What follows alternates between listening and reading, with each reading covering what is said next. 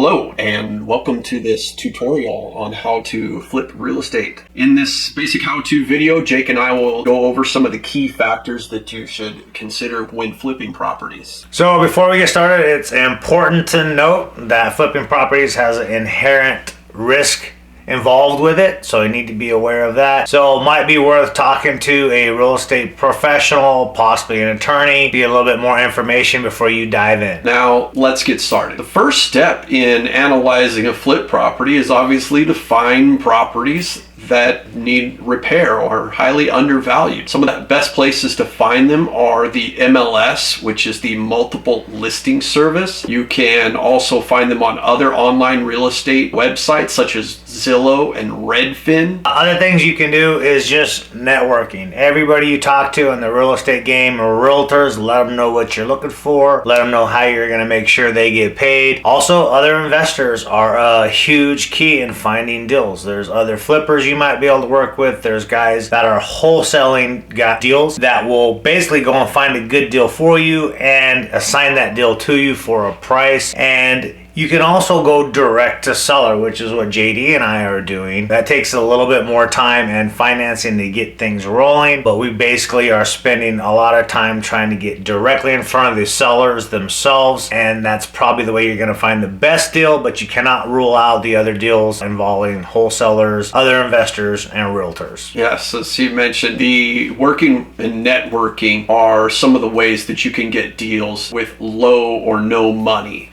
However, if you want to start up a full-on marketing system and go direct to seller, as Jake and I have, that will obviously require a bit more upfront capital. We'll go over some of these things in another video in the future. Okay, so once you found a potential property, the next step is really just to assess the condition. You got to figure out what you got to do to it to get it to that top value. So you need to know the condition of the electrical system, mechanical, AC, water systems. Do the drains work? How does the roof look? So these are all things that you need to be able to evaluate to determine how much money you're going to spend on that property to get it to the level that you want it to be. So other factors include the location and the comps or the comparable properties that have sold recently. As we say it as flippers, always follow the comps. So if you get crazy and you spend more and you're not following the comps, you run the risk of having a lot less profit in the deal. Worst case scenario, you could lose tens of thousands of dollars. And you don't want that. All right, so another major thing is the area of the house itself, especially in this market we happen to be in right now, where we know a lot of areas are losing a little bit of value. So very important that you're aware of the area that you're buying these homes and the desirability. How long are they on the market on average? How is their sale price compared to the list price? These are all things that you need to look at when evaluating a flip property. So higher end homes will naturally need a larger rehab budget. If you're spending, for example, $35 per square foot on an average home, you may be looking at $50, $60, $70 or more per square foot on a higher end home. This is just normal. Right, he's talking about you're just going to use a little bit higher end finishes, and obviously those are going to cost more. It's that simple. The next part of this is to calculate your ARV,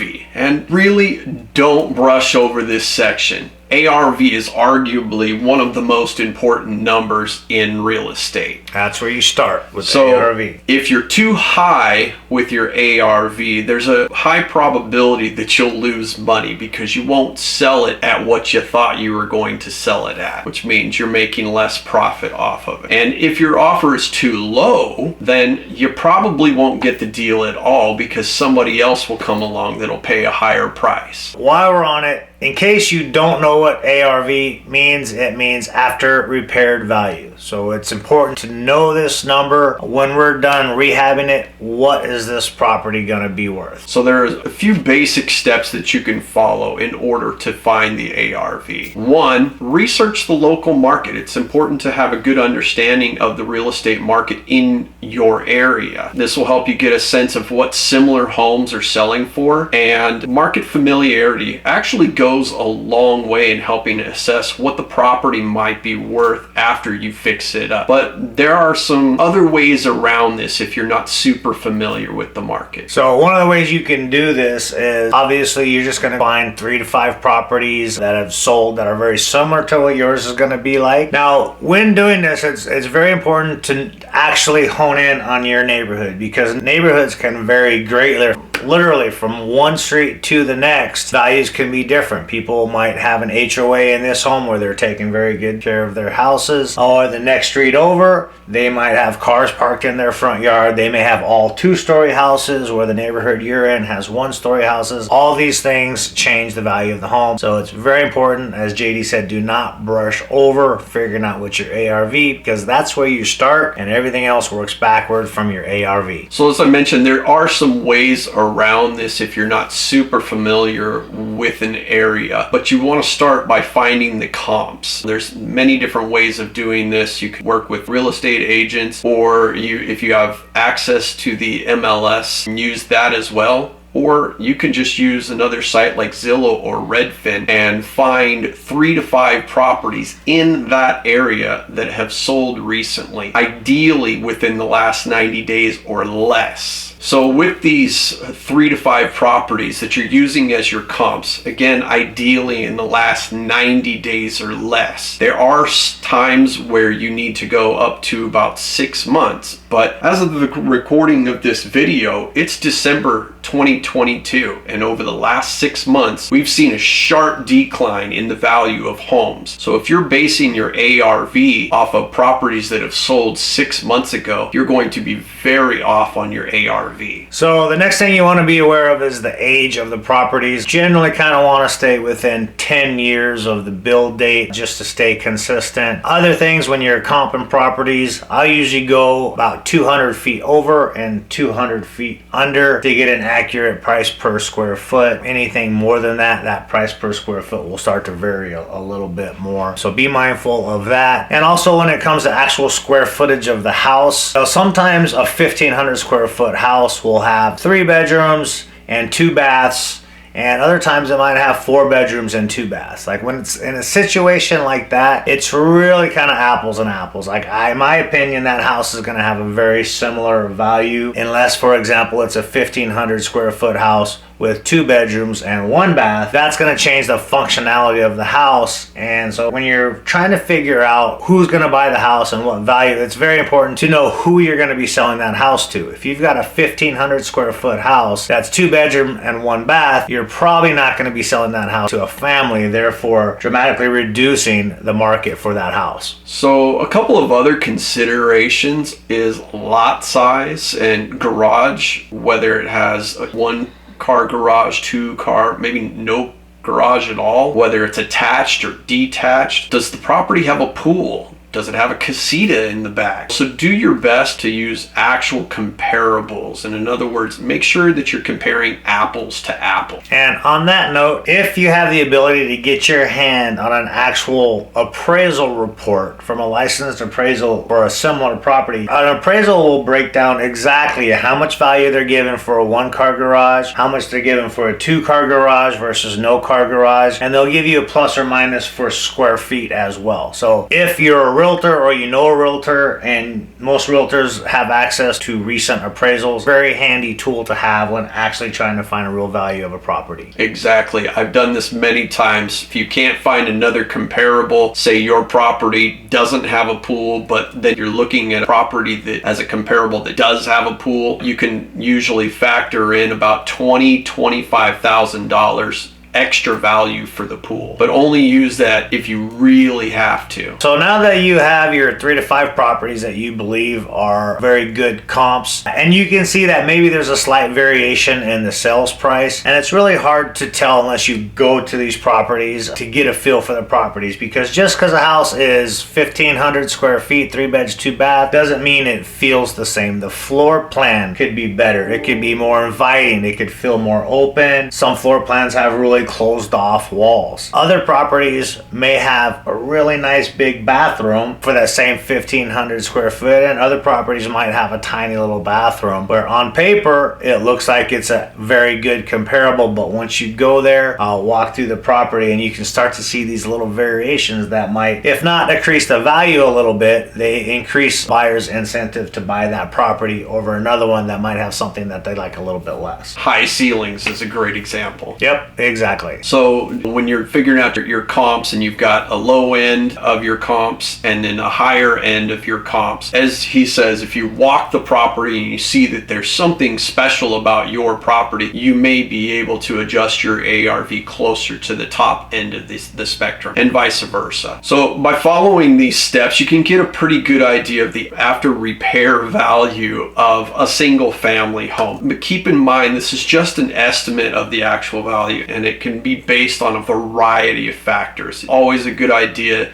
to consult with some real estate professional for a more accurate assessment. Now, the next step is to calculate your rehab costs. There's two main methods for doing this. The first one would be network with other real estate investors in your area. Ask them, what is the average cost per square foot for a flip in your area or in certain areas of town, and get their advice on that. The second method would be to look for contractors. Now, that said, networking with these other investors, if you're nice to them, they may share their good contractors with you, because you're going to hear a traditional school of thought is to get 3 people to come out, 3 good contractors to come out to give you a price on the home, and you can kind of decipher between those and pick the right contractor. Now, that being said, that is way easier said than done through my experience. Getting 3 good contractors to come out and give you an estimate on the home, and one, maybe you don't have a lot of experience, they don't know you. So when flipping, it's very important to take good care of your contractors. When you find a good one, don't waste this time. I personally won't have a contractor come out to a house unless I have it under contract, unless it's a contractor I've been working with for a while, and be like, hey man, I don't have this under contract right now, but I really need you to come look at it because there's a few things that I'm not comfortable with. So you got to learn to lean on your professionals in this business. So basically, if you can only get 1 or 2 contractors come out, and then maybe you've got another investor or a flipper that's kind of giving you a ballpark idea, you can kind of factor all these things in to come up with what's probably going to be a realistic price to rehab that home. So once you have assessed the condition and location of the property, you now know your ARV, you know what your rehab costs will be. Now it's time to do a little bit of math. You'll have other expenses involved in it. There will be holding costs, money costs, and those include HOA fees, the utilities during the time that you've got the property under contract. The money costs would be how much does it cost you to borrow that money during the flip, and then you'll take all these and use this to subtract from your ARV to come up with your potential profit. Now, it's very important to understand all these different costs, and a simple way to kind of figure out what your offer price is going to be on a house is just use the percent rule. For example, right now a lot of flippers will say that they're buying at 70%. What that means is they're buying at 70% of the ARV minus any perceived repair costs. So if I'm going to have an ARV of $500,000, when I'm done fixing this house up, I know it's going to be worth $500,000. I'm buying at 70%.